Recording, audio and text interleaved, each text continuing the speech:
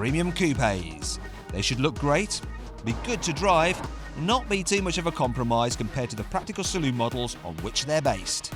But which should you choose between the new Audi A5, Mercedes C-Class Coupe, the BMW 4 Series, or if you're sick of German cars, the left field Lexus RC? To help you decide, I'm going to compare their design. Oh Audi, I think you could have done a bit more. Critique their cabins. I imagine this is what heaven feels like. Test what they're like to drive. Put your foot down in this car, and because it's got a CVT gearbox, you get that droning sound. And see how practical they are. Oh my gosh, this isn't complete torture like the other cars. But first, let's talk about prices. The BMW starts from £31,260, the Audi £30,700, the Mercedes £31,835, and the Lexus £35,995. But what matters is the price that you actually pay. And if you click up there to go to carwow.co.uk, you can compare offers from dealers and buy at a price you're confident in. And on average, you can save £2,495 on an Audi A5, even though it's brand new. In fact, on all the cars in this test, you can save an average of 10 grand. And this brings us on to technology and the BMW. It gets off to a great start with its iDrive system, which is just so simple and easy to use. It's well connected to and has a concierge service at your beck and call. This is the upgraded professional system with the big screen.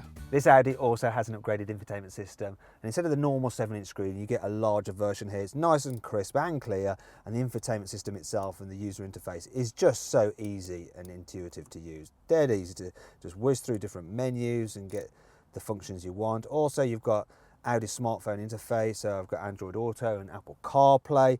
And this particular car has the upgraded instrument dial, so for 240 quid, you get this fully digital display here, and you can whiz through different menus once again, and have full mapping right in front of you, and you can change the view as well to big dials or small dials. It's lovely. Definitely worth the upgrade. The Mercedes also has an upgraded system, but that's only available as part of a £3,000 Premium Plus package, and you do kind of want it because the standard screen is small and you get a cheapo Garmin sat-nav. Either way though, the user interface and control system isn't as good as in the BMW or the Audi. It's better than the RC system though. This is actually the upgraded 2 grand premium nav, and while the mapping, yeah, it's pretty good, and you have stuff like this. Look, you can get Google Street View, wow. The whole system, the interface is just so confusing, and this mouse pad here with force feedback, it's just really difficult to use while you're driving. Either way though, the user interface and control system isn't as good as the BMWs nor the Audis. This is a bit of a shame as the interior design is kind of cool with the various layered surfaces, the super comfy seats, the solid build quality, and Lexus's reliability record, which totally shames that of the Germans. Actually, the interior of the BMW is a little shameful in this company. While all the materials feel nice, the design is just a bit boring and nowhere near as special as the Mercedes. This is such a delightful cabin. I imagine this is what heaven feels like. The only problem is if you crash this car and when you come to, you would never know if you're dead or not. I mean, this interior here with this wood trim instead of the usual shiny black plastic, that's a no-cost option, and it's just lovely. Also, this particular car, the Coupe, has special seats that you only get in the Coupe, and they're mounted lower for a more sporty feel than the seats in the saloon. This one has leather seats upgrade and artificial leather on the dash. In total, that's £1,000 extra, but it's a worthwhile one. The Audi doesn't have quite the panache of the Mercedes, but it's still a very nice place to be. It's also dead easy to use, comfortable and well thought out. And the materials used inside just feel that little bit more expensive than in the other 3 cars. And that brings me on to the exterior design, and oh Audi, I think you could have done a bit more. If you ask me, this is the least exciting looking of all the 4 cars, but what do you think? If you click up there, you can vote on which you think is the best looking, the Mercedes C-Class Coupe, the Lexus RC, the BMW 4 Series, or this Audi A5. My vote, it goes to the Mercedes. Perhaps the least important consideration when buying a coupe is practicality, but it does still matter. And for rear passengers, the BMW is best. In fact, oh my gosh, this isn't complete torture like the other cars. It's the only one you can realistically carry adults in the back of. So you've got some decent sized rear windows. Legroom's actually good, and headroom, well, if I slouch a little bit, yeah, that's livable. It's just a shame there's no cup holders in the back. Still, the big doors make it relatively easy to fit a child seat, and the large boot and fold-down seats with a ski hatch means you can carry people and their stuff. You can't carry so much in the Lexus, as its boot is the smallest here. Cabin spaces are the worst as well, and like the BMW, there's none in the back. but the car's wide opening doors help when it comes to fitting a child seat. It can be a bit of a faff to get in the back yourself, because first you have to detach the seatbelt holder, because there's no clever seatbelt butler like in the BMW. And while the seat does move forward under its own steam electrically, it does so very slowly, so it takes a while till you can actually get in. And then when you are in, yes, it's noticeably more cramped. Even smaller adults won't be particularly happy in the back of this car. Still, if you think that's bad, the Mercedes is even worse in the back, and really is only suitable for children. It's the hardest car to fit a child seat in too, though it tries to counter by having the best cubby spaces both front and back. The overall boot capacity is down on the BMW, and the smaller opening means it's not as easy to load as much into it either. However, if it's boot capacity you're after, the A5's is not only the biggest, it's also the most useful, with a nice square shape and a large opening into the cabin for carrying longer items. Cubby spaces are decent too, and the wide doors help when fitting a child seat. Getting in the back of the A5 is pretty easy. Fold the seat forward, press a button on top of it, clamber in, press it again to move it back to its original position for the driver, pull it back, and knee room is actually pretty decent. What's not is headroom, but I can slouch to just about get comfortable, though it's not completely ideal. Finally, it's time to compare how these cars drive, and for a coupe, this matters just as much as the design. Now, a lot of people will roll this Lexus out immediately because you can't get it with a diesel engine.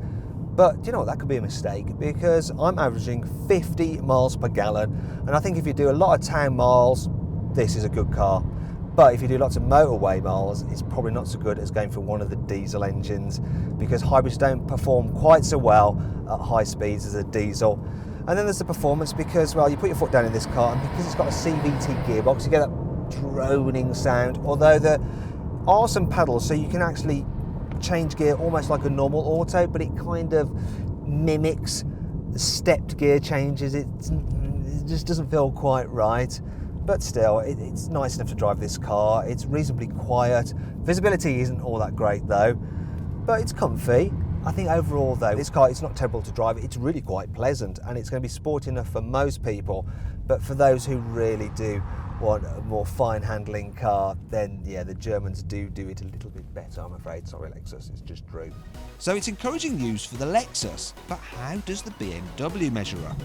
Well, it's based on the 3 Series, but BMW's tweaked it slightly, so it's just a little bit more sporty to drive.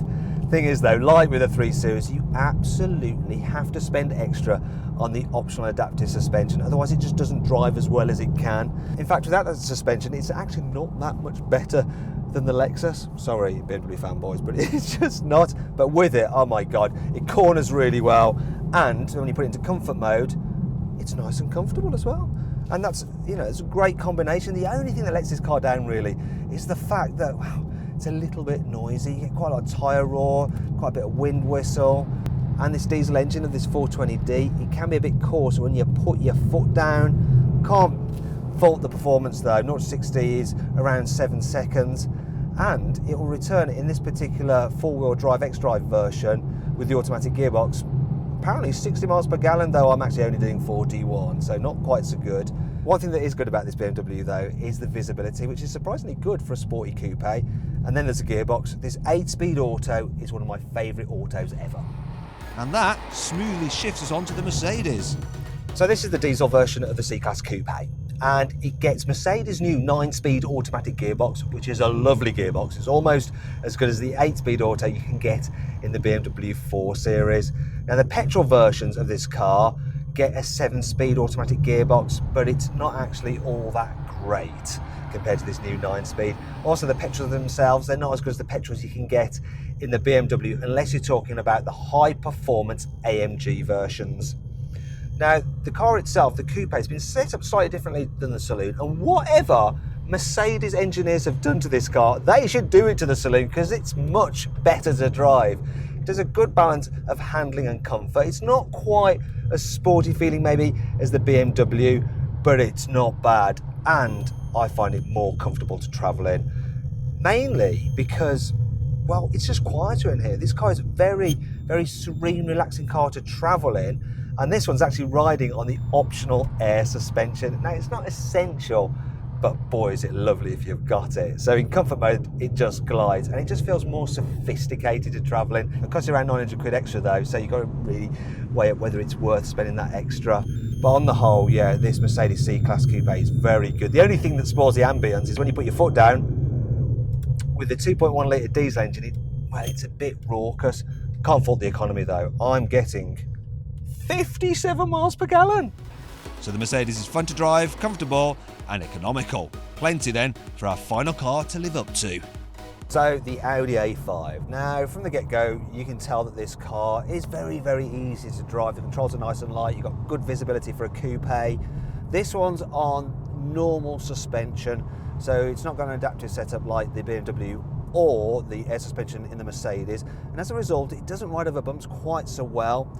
The thing that's really the most disappointing thing about it though is that when you compare it to the two German cars, it just doesn't feel as much fun. I mean, it handles well, really does. I mean, this car's front wheel drive and it goes around corners very nicely, but it just doesn't feel as fun as a rear drive Mercedes, and it doesn't feel as grippy as the four wheel drive BMW.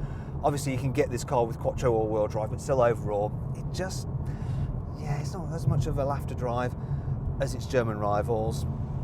Thing is though, it does have the best engines. I really like the Audi's engines. So this is the 2 litre diesel, it's got plenty of punch, it's smooth, it's quiet. I prefer it than the diesels that you get in the two Germans, and I prefer it than the hybrid system in that Lexus. And I'm averaging 50 miles per gallon, yet this 190 horsepower 2 litre diesel can do 0 to 60 in 7.7 seconds. So it's like, you know, you can have your cake and you can eat it. So then, where does that leave us? Well, the Lexus is an interesting left field choice, especially if you hate diesel. The BMW is the most fun to drive and comes with some strong engines. The Audi A5 is a great all-rounder, but doesn't feel that much more special than the A4 saloon on which it's based. However, the Mercedes does have the necessary wow factor both in the way it looks and how it drives, and that matters with the coupe and is why the C-Class wins this test. If you enjoyed this video, please like it and share it, and click on the CarWow logo to subscribe to our channel. Also click on the video windows to watch the individual video reviews of each of the cars in this test.